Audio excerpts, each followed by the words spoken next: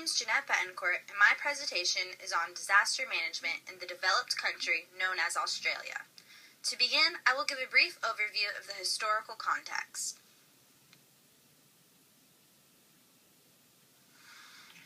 After World War I occurred, Australia began developing its emergency management plan, specifically a civil defense plan that involved an air raid protection program. After the post-war era, Australia experienced a variety of natural disasters that triggered the need for an emergency management plan that involved natural disasters, hence establishing the Natural Disaster Organization, also known as NDO. The NDO was eventually replaced in 2009 by an agency called Emergency Management Australia. Disaster management in Australia is organized by an all-hazards approach and an integrated approach, meaning that arrangements developed by all jurisdictions should be applicable to all hazards and be integrated. In other words, the nation's emergency management arrangements bring together the efforts of all governments and private and volunteer agencies to deliver coordinated emergency management across all hazards. The implementation pattern that applies to disaster management in Australia is a bottom-up implementation pattern. This is because prime responsibility for the protection of life, property, and the environment rests with the states.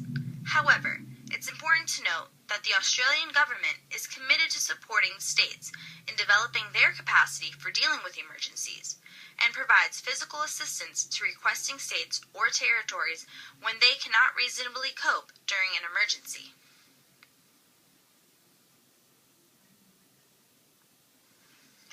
The location of Australia, including its size and climate, as well as the arrangement of its natural and physical features, causes Australia to be prone to a variety of natural hazards, such as floods, droughts, bushfires, landslides, and tropical cyclones. The fact that Australia is prone to such a variety of natural hazards is an obstacle for effective disaster management. This is because any of these disasters can happen at any given point in time, and some may even occur at the same time, such as a flood in one territory and a drought in another. Unfortunately, because Australia is so large with such a diverse climate, this situation occurs quite often. Participants in Australia's disaster management process include a variety of governmental agencies, such as the Department of Finance and Deregulation, Geoscience Australia, and the Bureau of Meteorology. Non-governmental organizations also participate in the process, such as the Australian Red Cross.